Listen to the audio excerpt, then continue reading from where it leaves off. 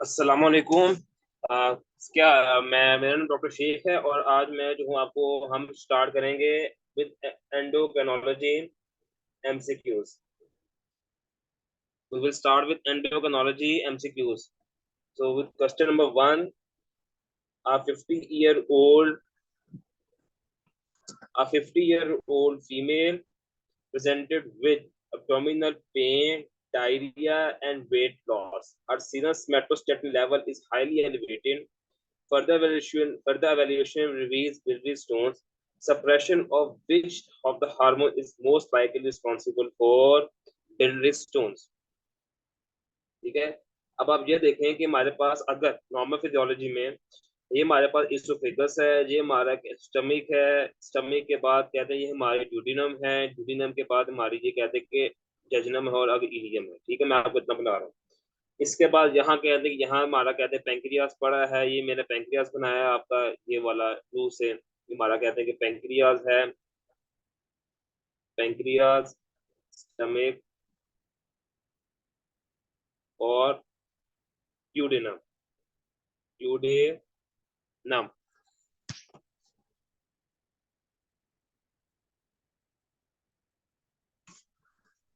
इसके बाद ये हमारा, इसके बाद यहाँ से जो है ना हमारे यहाँ पर एक लीवर का जो गॉल ब्लैडर पड़ा होता है, यहाँ से वहां से हमारे सिक्रीशंस आती हैं गॉल ब्लैडर से। ये हमारा गॉल ब्लैडर पड़ा हुआ है, यहाँ से हमारी सिक्रीशंस आती है नीचे। सिक्रीशंस आने के बाद यहाँ से हमारा जो है ना, जब यहाँ से हमारा फूड आ रहा है, जब फूड जहाँ पर आता है ना, यहाँ पर आता है हमारा ड्यूडिनम में आता है, यहाँ पे जो सेल्स होते हैं वो सिक्रीट करते हैं, सेल्स सिक्रीट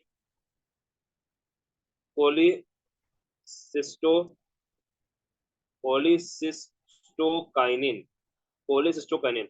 कोलिसिस्टोकाइनिन का मतलब काम ये होता है कि वो गॉल ब्लैडर को आके कहता है कांटेक्ट करता है। गॉल ब्लैडर जब कांटेक्ट होता है, इसमें जो बाइल है, इसके अंदर जो हमारे पास बाइल इकट्ठा हुआ वो आता है नीचे ड्यूडिनम के अंदर। वो नीचे आता है ड्यूडिनम के अंदर, वो बाइल जो है वो नीचे ड्यूडिनम में आता है डाइजेशन के लिए। अब जब स्मेटोस्टैटिन होगा तो स्मेटोस्टैटिन जो है वो बाइल की जो मोबिलिटी है, जो gall bladder reduce gall bladder motility. जो हमारे पास स्मेटोस्टैटिन है वो reduces gall bladder motility. Somatostatin reduces gall bladder motility. जब स्मेटोस्टैटिन जो है वो गॉल ब्लैडर की मोटिलिटी को स्लो कर देगा तो यहाँ पर होगी बिलियरी स्टेसिस। क्या होगी? Biliary stasis. और जब बिलियरी स्टेसिस होगी तो यहाँ पर हमारे जो है ना वो बनेंगे biliary stones. Biliary stasis is a fertile environment of biliary stones. ये हमारा स्टमक है, स्टमक के आगे हमारी ड्यूडिनम है, ड्यूडिनम के बाद मैंने यहाँ पर पेंक्रियास, ये बनाया है मैंने गॉल ब्लैडर, गॉल ब्लैडर से बाइल आता है नीचे, जब ड्यूडिनम में बाइल करता है डाइजेशन। और जब कैसे आता है? जब जैसे यहाँ से फूड आता है ड्यूडिनम में, ड्यूडिनम सिक्रीट करती है कोलिसिस्टोकाइनिन, कोलिसिस्टोकाइनिन जाके क्या करता है गॉल ब्लैडर के ऊपर, गॉल ब्लैडर इसकी करता है फिर बाइल। एक हार्मोन होता है उसे हम कहते हैं स्मेटोस्टैटिन। स्मेटोस्टैटिन का मतलब ये है कि उसने गॉल ब्लैडर की मोटिलिटी को क्या करना है? कम। जब गॉल ब्लैडर की मोटिलिटी कम होगी होगी बिलियरी स्टेसिस, और बिलियरी स्टेसिस जो है fertile environment of biliary stone. So suppression of which of the following hormone is most likely responsible for biliary stones? तो somatostatin जो है वो कोलिसिस्टोकाइनिन के इफेक्ट को कम करता है। कोलिसिस्टोकाइनिन जो गॉल ब्लैडर कंट्रैक्शन करता है, somatostatin गॉल ब्लैडर को रिपीट करता है। तो answer will be delta cholecystokinin. Now moving on to question number 20. Question number 2. A 43-year-old man complains of increased head size and headaches when he wakes up in the morning. Physical examination reveals mild hypertension, prominent jaw with space between the teeth, large hands and feet, generalized muscle weakness. His symptoms are carb excess of the which of the following hormone? अब pituitary hormones की बात करें तो ये हमारे पास कहते हैं कि ये हमारे पास हाइपोथैलेमस है, हाइपोथैलेमस की स्टॉक है, स्टॉक के आगे हमारे पास पिट्यूटरी ग्लैंड है। ठीक है, पिट्यूटरी ग्लैंड के जो हार्मोन, इंटीरियर पिट्यूटरी है, ये पोस्टीरियर पिट्यूटरी है। अब पिट्यूटरी ग्लैंड से जो ट्यूमर होगा वो जब यहाँ पे एक्सीड करेगा तो ये दो काम करेगा, एक करेगा ये मास इफेक्ट और एक करेगा हमारे पास फंक्शनल इफेक्ट। ये हमारे पास था हाइपोथैलेमस, हाइपोथैलेमस के नीचे हमारा है पिट्यूटरी ग्लैंड। पिट्यूटरी ग्लैंड के जो ट्यूमर हैं, पिट्यूटरी ग्लैंड पिट्यूटरी ग्लैंड्स के जो ट्यूमर हैं वो हमारे पास ऐसा दो इफेक्ट करेंगे, एक करेंगे मास इफेक्ट और एक करेंगे फंक्शनल इफेक्ट। मास इफेक्ट जो आएगी वो आएगी इंक्रीज इन आईसीपी की वजह से, और फंक्शनल इफेक्ट आएगा हार्मोन्स की एक्शन की वजह से। फंक्शनल इफेक्ट आएगा हार्मोन्स के एक्शन की वजह से। और इस वजह क्या होगा, morning headaches, papilloedema and vomiting. So I am repeating, ये हमारे पास हाइपोथैलेमस है, यहाँ से हमारा पिट्यूटरी ग्लैंड है, ये एंटीरियर पिट्यूटरी है, पोस्टीरियर पिट्यूटरी है। पोस्टीरियर पिट्यूटरी जो पिट्यूटरी ग्लैंड के जो हमारे पास ट्यूमर हैं वो दो तरह से करते हैं, एक करते हैं मास इफेक्ट की तरह से, करते हैं फंक्शनल इफेक्ट। मास इफेक्ट में होता है इंक्रीज इन इंट्राक्रेनियल प्रेशर की वजह से। वो कैसे प्रेजेंट करता है मॉर्निंग हेडेक्स के साथ, पेप्लेडिमा के साथ और वॉमिटिंग के साथ। अब जो हार्मोन एक्शन है इस केस में हमारे पास क्या, ग्रोथ हार्मोन है। ग्रोथ हार्मोन कैसे हमारे जो है वो एक्ट करता है, प्रेजेंट करता है, उसको अभी डिस्कस करते हैं। बेसिकली जो ग्रोथ हार्मोन है हमारे पास, ग्रोथ हार्मोन, उसके सेक्स को एडल्ट्स में कहते हैं एक्रोमेगली। एक्रोमेगली इन एडल्ट्स को हम कहते हैं एक्रोमेगली। ग्रोथ हार्मोन की एक्सेस को हम कहते हैं acromegaly in adults. Acromegaly present किस तरह करती है, ये हमारे पास पेशेंट है, सपोज ये हमारे पास पेशेंट है। इस पेशेंट को कहते हैं कि जब एक्रोमेगली प्रेजेंट करेगी, इसके जो हैंड्स हैं पहले वो हो जाएंगे इनलार्ज, हैंड्स हो जाएंगे इसके इनलार्ज, फीट्स हो जाएंगे इसके इनलार्ज, हैंड्स एंड फीट हो जाएंगे इसके enlarge, enlarge hands and feet. ठीक है, उसके बाद इसकी जॉ लाइन होगी, जॉ लाइन प्रोट्यूबरेंट और इनलार्ज हो जाएगी। जॉ लाइन इसकी जो है, jaw line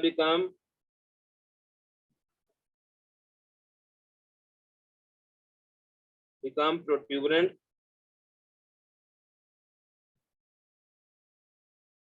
and jaw line become protuberant and enlarged. इसके बाद हमारे पास जो है वो टंग है, टंग भी हमारे पास इनलार्ज हो जाएगी, उसको हम कहते हैं टंग इनलार्जमेंट। उसके बाद हमारे हैं जी coarse facial features, coarse facial features. हमारे पास पेशेंट एक्रोमेगली का आएगा, वो प्रेजेंट करेगा हमारे पास। उसके बाद पेशेंट को होगी हाइपरटेंशन, हाइपरटेंशन के बाद पेशेंट प्रेजेंट करेगा हमारे पास आर्थराइटिस के साथ, आर्थराइटिस के साथ, इंक्रीज इन हेड साइज के साथ, इंक्रीज इन हेड साइज के साथ, हेड साइज के साथ। I repeating, patient will present with enlarged hands and feet, arthritis, jawline become protuberant and enlarged, tongue enlargement, hypertension, and increase in head size and cord facial features. If ये पे ज्यादा है तो आपने जो कहना है कि पेशेंट को है acromegaly, patient will be suffering from acromegaly. जब पेशेंट को एक्रोमेगली होगी, इसको हम कहेंगे किसकी एक्रोमेगली है, तो ये होती है इंक्रीज इन ग्रोथ हार्मोन की वजह से। तो answer will be alpha, answer will be alpha. Moving on to question number 38.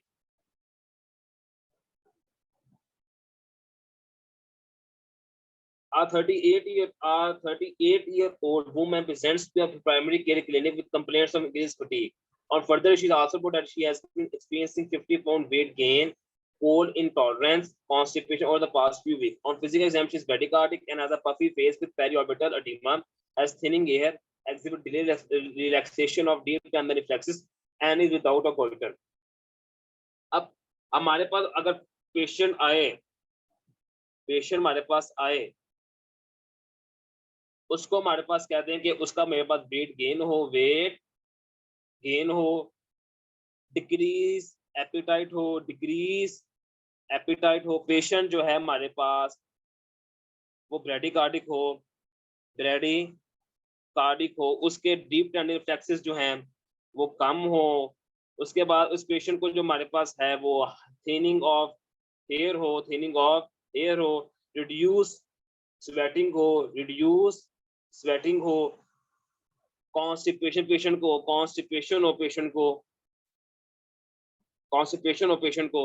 Patient को जो है वो नॉन पिटिंग अडीमा हो, और पेशेंट जो है उसको कोल्ड इंटॉर्मेंट, पेशेंट को ठंड लगे, पेशेंट को ठंड लगी जाए, मैं पेशेंट को बार-बार वेट गेन हो, उसकी एपेटाइट डिक्रीज हो, पेशेंट ब्रैडिकार्डिक हो, पेशेंट को नॉन ब्रीथिंग एडिमा हो, पेशेंट को डीटीआर कम हो, पेशेंट को कॉन्स्टिपेशन हो, पेशेंट की हेयर थिनिंग हो, पेशेंट को रिड्यूस स्वेटिंग हो, पेशेंट को कोल्ड इंटॉलरेंस हो, पेशेंट को ठंड लगे, इससे सारे सिम्पटम्स हो हमारे बनते हैं कि आप इशारा करते हैं, पेशेंट इशारा करते हैं, patient is suffering from hypothyroidism, patient is suffering from hypothyroidism.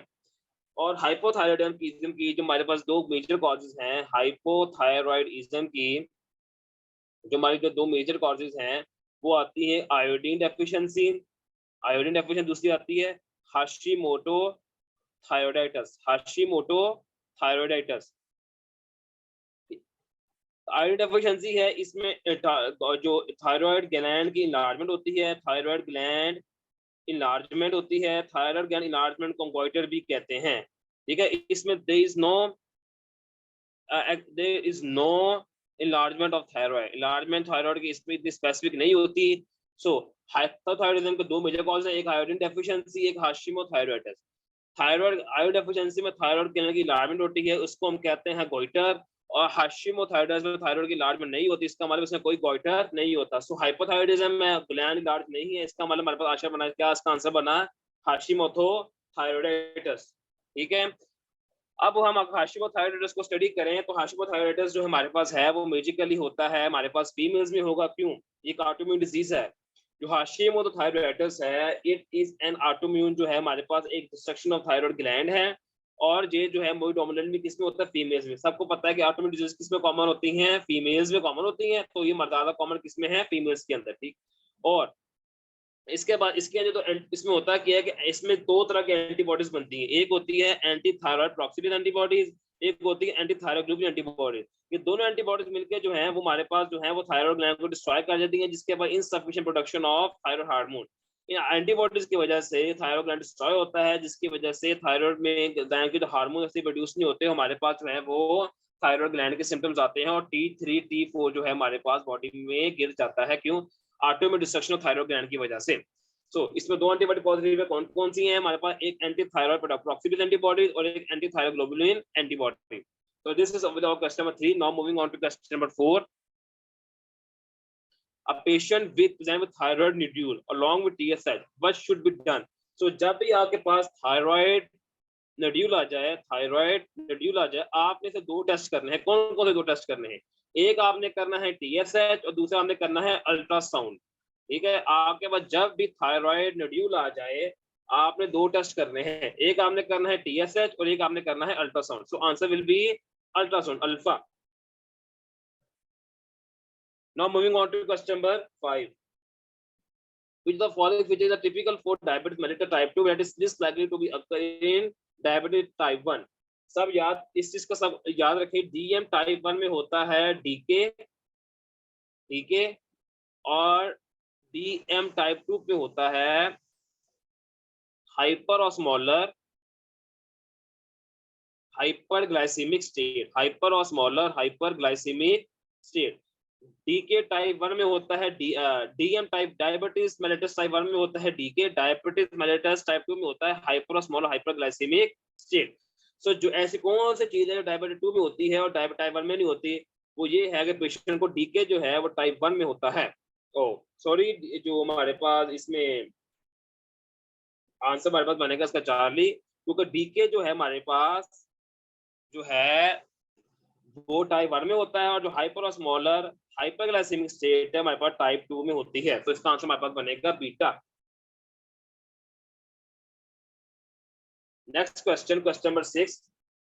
A 13-year-old type 1 diabetes boy presents with abdominal pain, vomiting and rapid breathing. His blood glucose 1500 plus and urine positive for ketone body. Remember just one thing, if a patient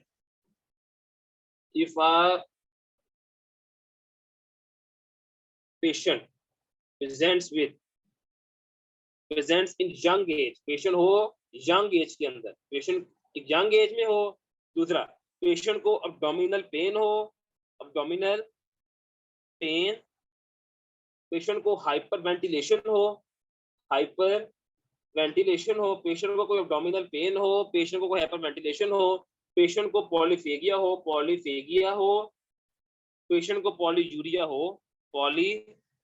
हो और आप sugar check करें, sugar patient की ज्यादा आए, sugar patient की आए 300 से ज्यादा आए, पेशेंट की शुगर जो है वो 300 ज्यादा है और उसके यूरिन के ऊपर की टोन पॉजिटिव आए, तो आपका जो डायग्नोसिस बनता है वो बनता है हमारे पास DK.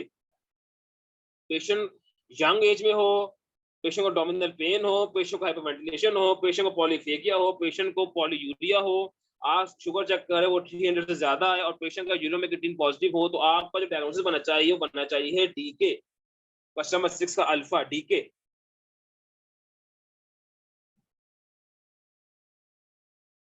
Now moving on to question number 7. A 20-year-old female presents with weight loss, diarrhea, and anemia. She has a history of autoimmune thyroiditis. A diagnosed celiac disease is suspected after testing. She can take which of the following food? सबसे बाद इसमें ये देखें कि patient को जो है हमारे पास ये कहते हैं कि ऑटोइम्यून थायराइडिस की हिस्ट्री है, तो इसका मतलब है पेशेंट जो है उसको ऑटोइम्यून डिजीजेस हैं। ऑटोइम्यून डिजीज की जो हिस्ट्री है, एक डिजीज पेशेंट को हो उसको तो अगली डिजीज के रिस्क फैक्टर जो है बढ़ जाता है। सपोज इस पेशेंट को जो है ना हाइपोथायरॉयडिज्म है ऑटोइम्यून वाला, अगर पेशेंट को ऑटोइम्यून थायरॉयडिज्म है इसका मतलब है कि सीलिएक डिजीज का इसका रिस्क जो है वो बढ़ जाएगा। Patient is already form some autoimmune disease, so दूसरी ऑटोइम्यून डिजीज का रिस्क फैक्टर जो है वो ऑलरेडी बढ़ जाएगा। अब पेशेंट को है सीलिएक डिजीज, ठीक है। अब सीलिएक डिजीज में ये है कि पेशेंट को होती है ग्लाइडिन इंसेंसिटिविटी और ग्लूटेन इंसेंसिटिविटी। पेशेंट जो है ग्लूटेन जैसी कोई भी चीज जो है वो खा नहीं सकता। सो आपके पास जो ग्लूटेन सेंसिटिविटी है वो पड़ी होती है वीट, बार्ले और राई के अंदर। वीट, बार्ले और राई में जो है ग्लूटेन सेंसिटिविटी होती है। सो अब वीट, बार्ले, राई में ग्लूटेन सेंसिटिविटी है तो पेशेंट तीनों चीजें नहीं ले सकता। पेशेंट कौन सी चीज ले सकता है? पेशेंट ले सकता है राइस, क्योंकि राइस में there is no gluten, rice में कोई ग्लूटेन नहीं होती। पेशेंट ले सकता है कॉर्न कहते हैं मकई को, कोई कॉर्न भी पेशेंट ले सकता है, इसमें कोई भी जो है वो ग्लूटेन नहीं होती। पेशेंट ये दोनों चीज आराम से ले सकता है as supplement of wheat, barley, rice. So answer will be delta. अब सीलिएक डिजीज जो प्रेजेंट कैसे करती है? अब सीलिएक ऐसे प्रेजेंट करेगा, आपके पास जो पेशेंट आएगा वो पेशेंट यूजुअली जो है पेशेंट होगा उसको माल अब्जॉर्प्शन होगी, patient is suffering from mall absorption and diarrhoea, patient will be having a diarrhoea. उसके बाद पेशेंट जो है पेशेंट होगा आपके पास एनीमिक, पेशेंट एनीमिक होगा। पेशेंट के जो है हमारे पास बोन्स हैं वो जो है उसका वजाइल होंगे, पेशेंट के विटामिन डी डेफिशिएंसी के साइन होंगे, पेशेंट को विजन प्रॉब्लम हो सकती हैं, पेशेंट जो है हमारे पास वीक होगा, पेशेंट का जो है वो वेट लॉस होगा, ठीक है। पेशेंट में हमारे पास आएगा डायरिया मालअब्जॉर्प्शन के साथ, पेशेंट को होगा डायरिया, पेशेंट की जो है विटामिन डेफिशिएंसी होगी, पेशेंट एनीमिक होगा, पेशेंट की विजन प्रॉब्लम्स होंगे, पेशेंट वीक होगा और पेशेंट का होगा वेट लॉस। ये हमारे पास जो है वो सीलिएक डिजीज से क्या है हमारे पास फीचर्स। सो इस answer will be delta I rice. Question number 8 में a 10-year-old young girl having type 1 diabetes presented with drowsiness, abdominal pain and blood sugar of 550 milligram per deciliter. What is your diagnosis? अभी मैंने आपको बता के हटा हूँ कि अपना जो हमारे पास टाइप डीके है, डीके के अंदर पेशेंट अगर यंग हो, उसके बाद पेशेंट को कह दें कि ब्लड शुगर लेवल उसका जो है वो 550 से ज्यादा हो, और एक और चीज पेशेंट एएमएस में हो, ये चीज पहले मैंने नहीं बताई थी, याद रख लें, एएमएस ऐड कर लें। पेशेंट यंग एज में हो, पेशेंट ब्लड 50 ज्यादा हो, यूरिन की टोन जो है पॉजिटिव हो, पेशेंट एएमएस में हो, पेशेंट को हाइपरवेंटिलेशन हो, पेशेंट को जो है हमारे पास अब्डोमिनल पेन हो, पेशेंट को पॉलीफेगिया हो, पॉलीयूरिया हो, इन सब चीजों में जो है आपने कहना है कि पेशेंट को क्या है, पेशेंट को क्या है diabetes DK. Answer will be alpha. What is the target level HbA1c 20 over diabetics? Diabetics में याद रख लें कि डायबिटिक्स की यंग एज में जो है पेशेंट की जो वैल्यू हो उस HbA1c की होती है लेस देन 7%, और ओल्ड एज में होती है हमारे पास लेस देन 8%। ये आप याद रख लें, यंग एज में डायबिटिक्स के अंदर जो HbA1c की वैल्यू होनी चाहिए नॉर्मल वो होती है लेस देन 7%, और ओल्ड एज में होती है 8% डायबिटिक्स के अंदर। सो answer will be alpha less than 7%। Question number 10. A 30-year-old female presents with atrial fibrillation, sweating, anxiety, excessive heat sensitivity. What should be the first investigation? पहले मैंने आपको hypothyroid फिर से बताया था, हाइपरथायराइड फिर बात कर तो ये पेशेंट हमारे पास आएगा। पेशेंट को कहते हैं सबसे पहले पेशेंट को होगी एंजाइटी, पेशेंट को होगी एंजाइटी, पेशेंट को होगी स्लीपलेसनेस, पेशेंट को नींद नहीं आएगी, पेशेंट को होगा टैकिकार्डिया, पेशेंट को होगी एट्रियल फिब्रिलेशन, एफिब होगी पेशेंट को होगा हमारे पास कहते हैं कि ब्रिस्क रिफ्लेक्स होंगे, पेशेंट के रिफ्लेक्सेस जो हैं वो ब्रिस्क होंगे। पेशेंट को कहते हैं कि आप कहते हैं कि उसको प्री टीबियल मिक्स, पेशेंट को हमारे पास प्री टीबियल मिक्सिडिमा होगा, प्री टीबियल मिक्सिडिमा होगा। पेशेंट को एक्सेसिव स्वेटिंग होगी, पेशेंट को एक्सेसिव स्वेटिंग होगी। Patient will also be suffering from heat intolerance. ये सब चीजें अगर पेशेंट में हो, पेशेंट के अंदर जो है हमारे पास जो है स्लीप डिस्टर्बेंस हो, पेशेंट को एंजाइटी हो, पेशेंट को टैकिकार्डिया हो, पेशेंट को एट्रियल फिब्रिलेशन हो, पेशेंट के रिफ्लेक्सेस ब्रिस्क हो, पेशेंट को पीरियड मिक्सिडिमा हो, पेशेंट को एक्सेसिव स्वेटिंग हो, पेशेंट को हीट इंटॉलरेंस हो। आपने जाना है हमेशा किस पेशेंट को डायरिया हो, पेशेंट को डायरिया भी हो, पेशेंट को डायरिया भी हो, पेशेंट को सारी चीजें हो, तो आपने जाना है हाइपरथायरॉयडिज्म के ऊपर, आपने जाना है हाइपरथायरॉयडिज्म के ऊपर। और हाइपरथायरॉयडिज्म की जो फर्स्ट टाइम इन्वेस्टिगेशन होती है TSH plus ultrasound, TSH plus ultrasound. So answer will B TS thyroid profile. पहले हम थायराइड प्रोफाइल करेंगे, उसके बाद हम अल्ट्रासाउंड करेंगे, तो answer will be thyroid profile. Now moving on to question number 11. Purplish और boiler stripe can be seen in, ठीक है। इसमें आपको बताता पढ़ूं कि जो हमारे पास जो वो है हमारे पास कुशिंग सिंड्रोम का हमारे पास पेशेंट हो, कुशिंग सिंड्रोम का हमारे पास पेशेंट हो, पेशेंट प्रदान किस तरह करेगा? पेशेंट प्रदान करेगा वेट गेन के साथ, वेट गेन के साथ, पेशेंट प्रदान करेगा हाइपरटेंशन के साथ, हाइपरटेंशन के साथ, पेशेंट प्रदान करेगा एक्ने के साथ, पेशेंट प्रदान करेगा इंक्रीज इन एपेटाइट के साथ, पेशेंट को होगी इंक्रीज इन एपेटाइट होगी, इंक्रीज इन एपेटाइट के साथ। उसके बाद पेशेंट होगा अमीनो सप्रेशन के साथ, अमीनो सप्रेशन के साथ, और पेशेंट को होगी truncal opacity and facial puffiness. If the patient presents with facial puffiness, truncal obesity, acne, increase in appetite, weight gain, hypertension, immunosuppression, always go for Cushing syndrome. Go for Cushing syndrome. अब Cushing syndrome में ये होता है कि Cushing syndrome के अंदर हमारे पास जो कोलेजन की जो सिंथेसिस है वो खत्म हो जाती है, decrease in collagen synthesis, decrease in collagen synthesis. अब कोलेजन की सिंथेसिस जब कम होगी तो स्किन जो है वो इजीली ब्रूजेबल है, स्किन जो है इजीली ब्रूजेबल है, कोलेजन की सिंथेसिस कम होने की वजह से स्किन क्या हो जाएगी, इजीली ब्रूजेबल। उस ब्रूजेबल से हमारे पास जो है हमारे पास आते हैं पर्पल और वॉलेशिक स्टाई आते हैं, हमारे पास डॉमिनल पर्पल और वॉलेशिक स्टाई आते हैं, वो होते हैं हमारे पास हो कुशिंग डिजीज के अंदर। कुशिंग डिजीज के अंदर जो है कॉर्टिसोल तो है वो कोलेजन की सिंथेसिस कम कर देता है। जब कोलेजन की सिंथेसिस कम होगी तो हमारी जो स्किन है वो इजीली ब्रूजेबल है, जो स्किन इजीली ब्रूजेबल है उस पे पर्पल और वॉलेशिक स्टाई बनेंगे, उस चीज को हम कहते हैं कुशिंग सिंड्रोम। सो answer will be Cushing syndrome. Now moving on to question number 12. Question number 12 में a 13-year-old female presents with sign and hypothyroidism on history. She also reports history of vision problem. How will you confirm your diagnosis? अगर हमारे पास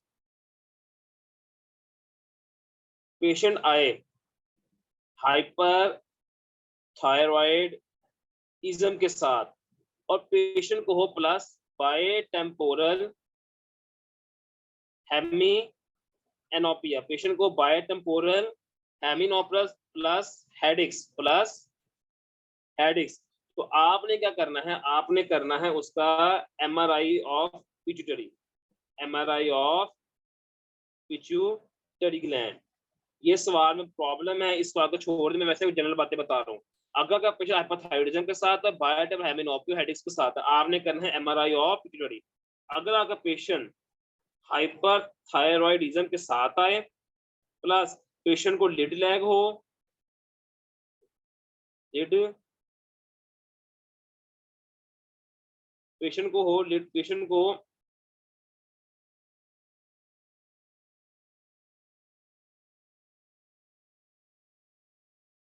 lid lag हो, patient की patient को हमारे पास एक्सोप्थेल्मोस हो, तो आपने करना है हमारे पास एंटीबॉडीज टेस्ट। एंटीबॉडीज टेस्ट कौन सा करना है? आपने करना है ट्रैप करना है। ट्रैप क्या है? Thyroid receptor antibody, thyroid receptor antibody. अगर आपके पास पेशेंट आए है हाइपोथायराइडिज्म के साथ, बायोटाइप हेमिनोपियो के साथ, हेडेक के साथ, तो आपने करना है पिट्यूटरी।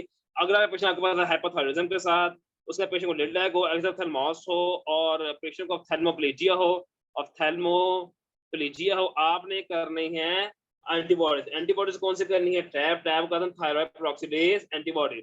तो इस केस में आप देख लेंगे, इसमें सिर्फ विजुअल प्रॉब्लम्स दी हैं, इसलिए एग्जैक्ट प्रॉब्लम नहीं दी, इसलिए मैं कोई फैसला नहीं कर सकते। उसको विजुअल प्रॉब्लम्स को डिस्क्राइब करना चाहिए था। क्वेश्चन जो है वो थोड़ा गलत है, इसको आप छोड़ दें। अब नेक्स्ट क्वेश्चन मूव कर रहे हैं, क्वेश्चन नंबर 13। उसको वो V2 है, उसको भी आप काट दें, क्वेश्चन नंबर 13 को भी काट दें।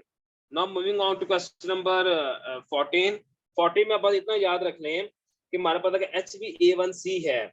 HbA1c के जो नॉर्मल हेल्दी के अंदर जो वैल्यू है वो आती है less than 5.7।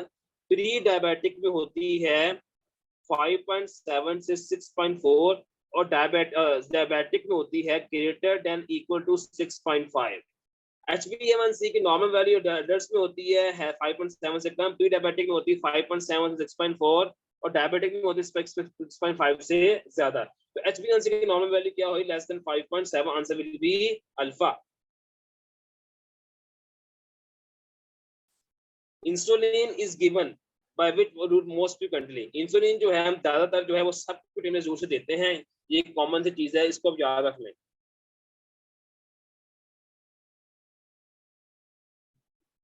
A 60-year-old man with known lung history is seen in follow-up with no major symptomatic changes. His BP is 150/90, his pulse 86, has no edema. Electrolyte rich sodium 125, burn 6 mg deciliter, urine 2.9 mg deciliter, and urine osmolarity is 285 milliosmol per kilogram. Which of the following cause of hyponatremia? एक आपने पढ़ा हुआ है SIADH। SIADH का मतलब है कि ADH जो है वो ज्यादा है। इसकी जो कैरेक्टरिस्टिक फीचर वो होता है यूवोलिमिक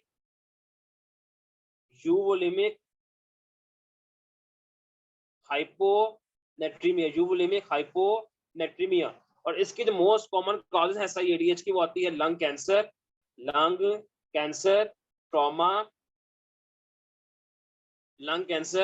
ट्रॉमा एंड यानी हाइपोक्सिक एस्केमिक इंसेफेलोपैथी वगैरह जो है वो इसमें आती है। और कहते हैं कि लंग अब्सेस वगैरह या कोई इन्फेक्शन वगैरह भी है जो अब वो आ सकती है इसके अंदर। लंग इन्फेक्शन हो, लंग कैंसर हो, ट्रॉमा हो, तो आपका जो है वो IDH जो है SIADH में जो हमारे पास ADH जो है वो बढ़ जाता है। जब ADH बढ़ता है तो हमारे पास आता है यूवोलिमिक हाइपोनेट्रीमिया।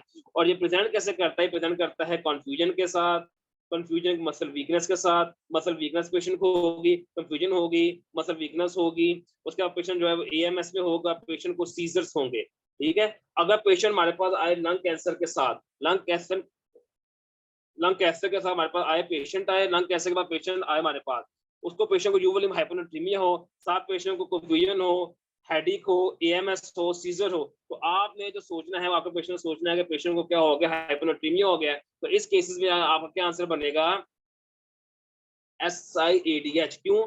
जो हमारे पास लंग कैंसर है, लंग कैंसर का जो हमारे पास टाइप है, लंग कैंसर की हमारे पास है एक टाइप। लंग कैंसर के हमारे पास जो टाइप है वो है उसे कहते हैं स्मॉल सेल कार्सिनोमा। स्मॉल सा कार्सिनोमा जो है हमारे पास एंडोक्राइन मैनिफेस्टेशंस करती है, एंडोक्राइन मैनिफेस्टेशन। टॉप पर जो करती है वो करती है कुशिंग सिंड्रोम। दूसरी हमारे पास वो करती है SIADH। इस चीज को याद रख लें, जहां भी आपका स्मॉल सेल आए उसने दो चीजें लाजमी करनी एंजियोग्राम में से, एक उसने क्वेश्चन रॉन्ग कर सकती है, वो SIADH कर सकती है।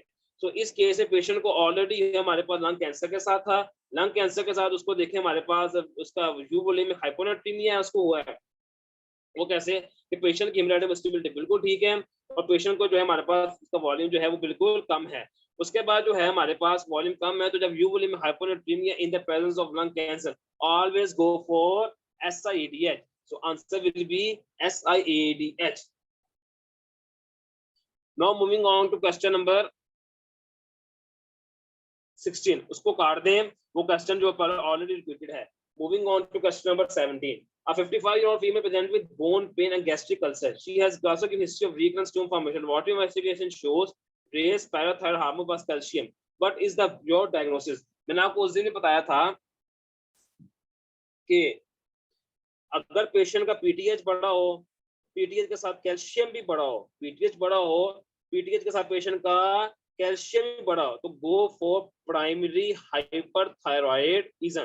Primary hyperthyroidism. अगर PTH ज्यादा हो, PTH ज्यादा हो और कैल्शियम कम हो तो फिर क्या होगा? Secondary hyperthyroidism. अगर PTH ज्यादा हो, कैल्शियम भी ज्यादा प्राइमरी, अगर PTH ज्यादा हो और कैल्शियम कम हो तो होगा हमारे पास सेकेंडरी।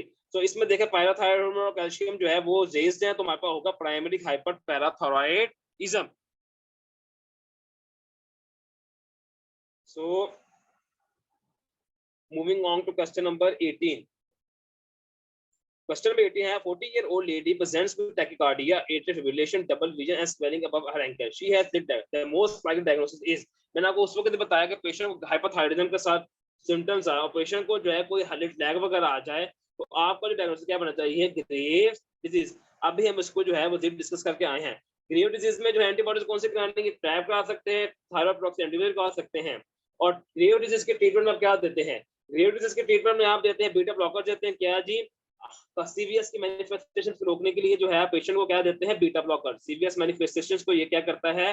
कम करता है। सीवीएस मैनिफेस्टेशन कौन सी है? टैकिकार्डिया वगैरह, ब्लड प्रेशर वगैरह, पल्स वगैरह को क्या करता है? ये रोकता है बीटा ब्लॉकर। उसके बाद पेशेंट को आप एंटीथायरॉइड ड्रग्स दे सकते हैं यूथायरॉइड के लिए। उसके बाद पेशेंट के रेडियो आयोडाइजेशन कर सकते हैं और आखिर में जो है पेशेंट की आप थायरॉइडेक्टमी कर सकते हैं। सो आप इसके ट्रीटमेंट जो है बीटा ब्लॉकर्स करेंगे, एंटीथायरॉइड ड्रग्स देंगे, रेडियो एक्टिव एब्लेशन करेंगे और थायरॉइडेक्टमी करेंगे ग्रेव डिजीज के ट्रीटमेंट के अंदर। So, moving on to question number 19. Question number 19 में a female patient came in OPD with history of fatigue, cold intolerance, decreased sweating, and delayed relaxation of deep muscle tendon reflexes. What investigation should be done? So, referring to hypothyroid symptom जो मैंने पहले बताया था, patient को hypothyroid और जब भी thyroid के प्रॉब्लम हो हम पहले क्या कराने होते हैं? थायराइड फंक्शन टेस्ट, TFTs में हम कहते हैं थायराइड प्रोफाइल भी इसको कहते हैं, थायराइड प्रोफाइल भी इसको कहते हैं। और इसमें कौन कौन से तीन आते हैं? इससे सबसे पहले आपका TSH आता है, उसके बाद T3 आता है, उसके बाद हमारे पास T4 आता है।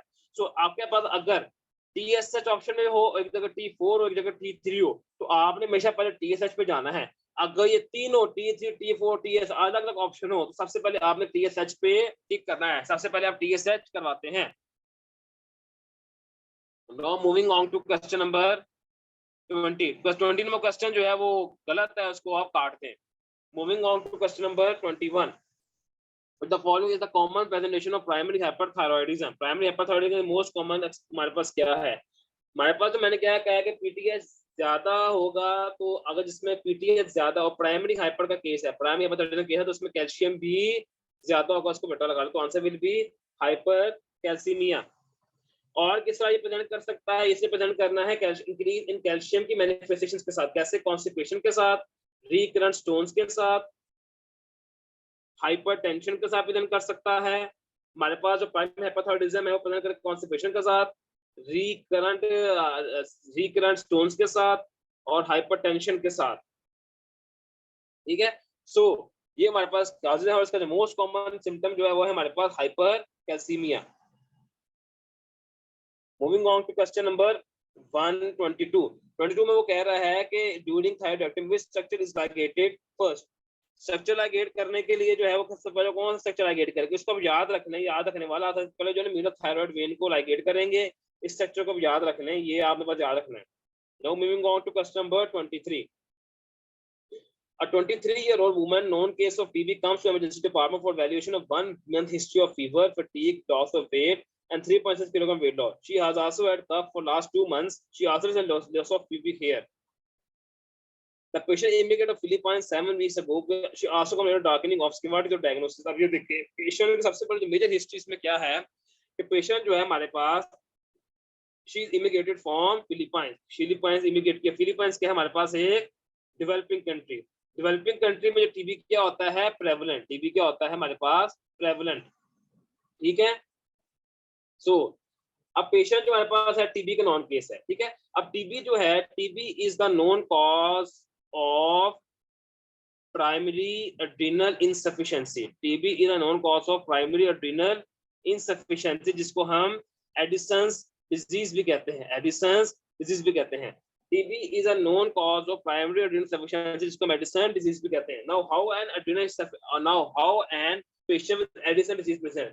Patient with Addison's disease मैंने इधर पेशेंट बना रहा हूँ वो कैसे प्रेजेंट करता है. पेशेंट पहले से प्रेजेंट करेगा हमारे पास अब्डोमिनल पेन के साथ.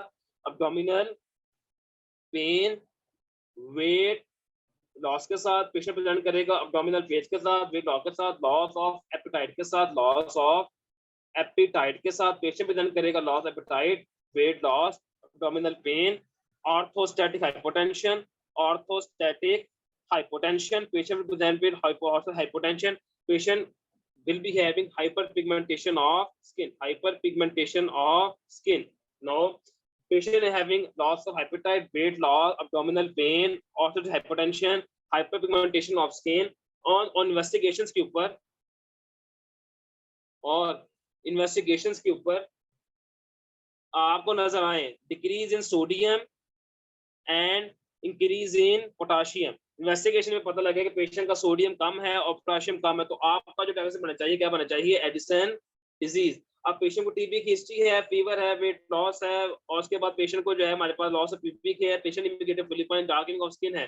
पेशेंट को क्या बनना चाहिए आपका क्या बनना चाहिए एडिसन डिजीज. और एडिसन डिजीज को मैंने सारा बताया है कि ये हमारे पास ट्यूबरकुलोसिस आता है. इसके एटियोलॉजी के अंदर मोस्ट कॉमन आता है ऑटोइम्यून. और कौन सी आती है ऑटोइम्यून. इसके जो है हमारे पास डायग्नोसिस के हम देखें सीरम कॉर्टिसोल कम होगा और एसीटीएच क्या होगा ज्यादा. कॉर्टिसोल क्या होगा हमारे पास होगा कम और एसीटीएच क्या होगा हमारे पास ज्यादा. और इसके ट्रीटमेंट क्या हमने जो है ना एड्रिनल कॉर्टेक्स के जो है ना उनको हार्मोन को क्या करना है सप्लीमेंट. एड्रिनल कॉर्टेक्स के हार्मोन क्या करना है सप्लीमेंटेशन. तो कौन कौन से आप पेशेंट ग्लूकोकॉर्टिकॉइड्स भी देंगे आप पेशेंट को मिनरलोकॉर्टिकॉइड्स भी देंगे. Now moving on to question number 24.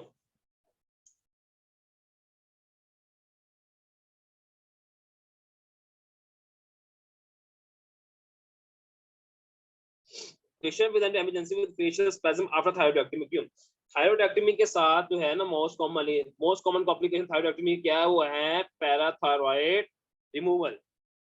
Parathyroid removal थायरोइडेक्टमी के जो मोस्ट कॉमन कॉम्प्लिकेशन है तो पैराथायरॉइड जो है वो रिमूव हो जाते हैं गलती से.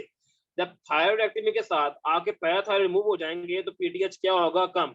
जब पीटीएच कम होगा तो कैल्शियम भी क्या हो जाएगा कम क्योंकि पीटीएच जो कैल्शियम को रेगुलेट करता है. जब पीटीएच गया तो कैल्शियम भी गया. जब कैल्शियम जाएगा तो आपको क्या होंगे स्पैजम्स फेशियल स्पैजम होंगे. फेशियल क्या होंगे स्पैजम्स होंगे. आई एम रिपीटिंग जब थायरोइडेक्टमी करते हैं आपको क्या थायराइड क्या हो जाते हैं रिमूव. जब पैराथायरॉइड रिमूव होते हैं तो आपका पीटीएच क्या हो जाता है कम. जब पीटीएच कम हो तो कैल्शियम भी कम होता है. जब कैल्शियम कम होता है तो आपके फेशियल स्पैजम होते हैं. तो इसका वापस क्या आंसर बना हमारे पास लो कैल्शियम लेवल. अभी हम इसमें थोड़ा से ब्रेक लेते हैं. मैं आपको नया लिंक शेयर करता हूं. उस नए लिंक पे हम दोबारा मीटिंग को क्लास को ज्वाइन करते हैं. ये मैं आपके साथ भी नया लिंक शेयर